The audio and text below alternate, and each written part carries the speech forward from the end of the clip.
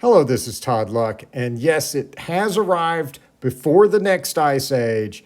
I finally can bring you a review of Fire and Ice Issue 2 from Dynamite Comics. The comic is a prequel to the movie Fire and Ice, a classic 1980s animated movie directed by Ralph Bakshi, which Frank Frazetta worked on, and it was Bakshi's attempt to bring Frank Frazetta's work to life on the big screen. And the comic tells us how the conflict we see in the movie between the kingdoms of Fire and Ice began. So this second issue is a little bit 4 months late, but that's okay. As I've said before, a late comic is only going to be late for a few months. A bad comic is going to be bad for the rest of eternity. So it's better to take your time and get it right. And so we're going to be taking a look at the issue. And last review, I talked about how Roy Thomas, the writer, and Ralph Bakshi, the director, both viewed Fire and Ice creatively. And this time we're going to talk about how Frank Frazetta viewed the movie. So stay tuned for that. So looking at the cover, this is featuring Juliana, the Witch Queen of Ice Peak.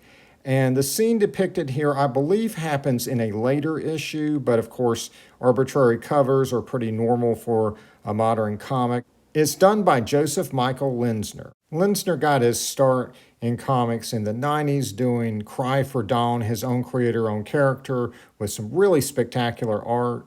And look at this, the amount of creativity, look at the detail, look at the backgrounds. It's very easy to open up these old comics and see why he became such a sought-after cover artist. Later, he would do the covers on Dark Horse's Conan series, and his covers tended to be much simpler and a lot less going on, very little in way of backgrounds or detail. I feel like his style and sensibilities are just a little bit off from what I normally see in sword and sorcery and dark fantasy artists, and every other cover seems to be very plain. And I feel the same way about his covers on this series. However, I will say that this is one of his best modern covers that I've seen so far. And it's just well composed, right? It tells a clear story. We automatically know that this is a witch casting a spell. There's actually some effort in the background to make it a little bit interesting. You can see skulls in the upper left there. And the colors pop. It's well lit.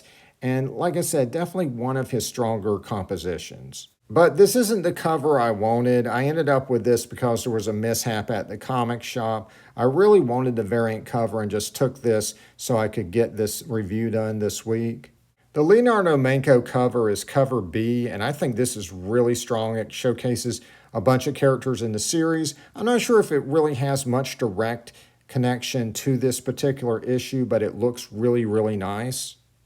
And cover C is this absolutely glorious scene from the movie where the subhumans are coming after Tigra, and it looks really cool. Of course, nothing to do with the actual issue itself, but it looks so cool.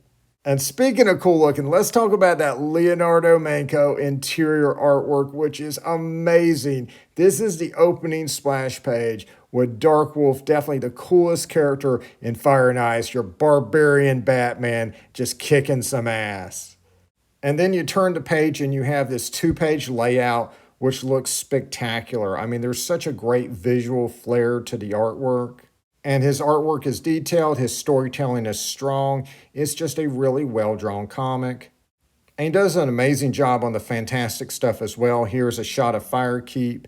And this is the stuff that we've seen in the movie, but there's a lot of stuff in here that they introduced that expands the world. You're going to see a lot of new characters and a lot of new creatures. And I don't want to spoil that for you, but let's just say it's drawn very, very well and looks really, really cool.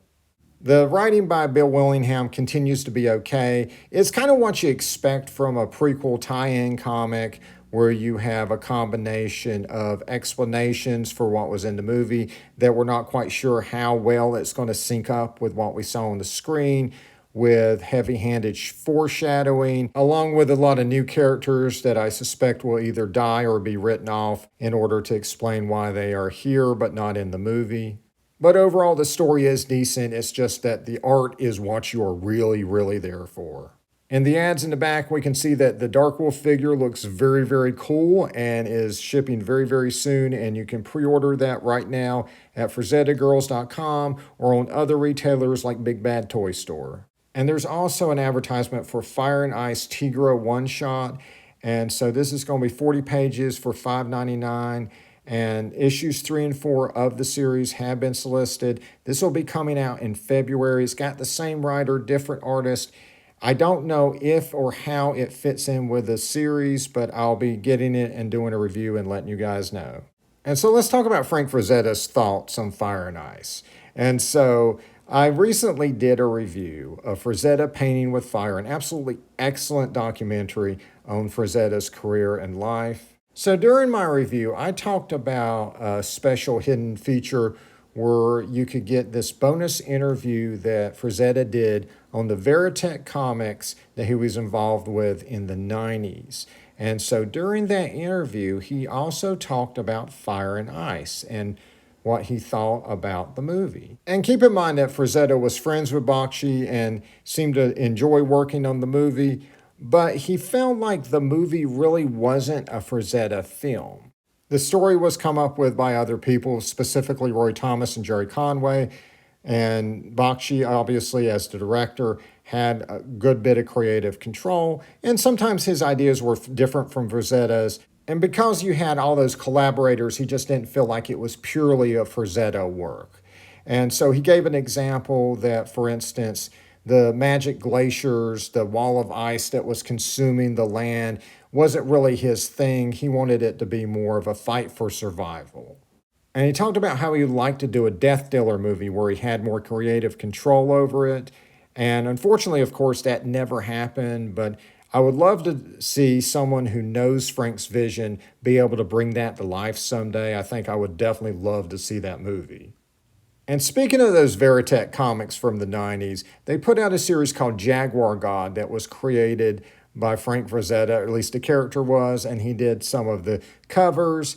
And looking at it now, after having seen Fire and Ice, man, that is absolutely Dark Wolf. That is Frazetta swiping himself. So if you're interested in Fire and Ice, you might want to hunt down those old Jaguar God comics. All right, and so that's all my thoughts, all my ramblings here. Fire and Ice #2 is out right now. You can get it at your comic retailers. You can get it digitally at Amazon or Comixology or whatever they're calling it now. And hopefully at some point in my lifetime, it will be collected in trade paperback. Like and subscribe for more videos. And until next time, see ya.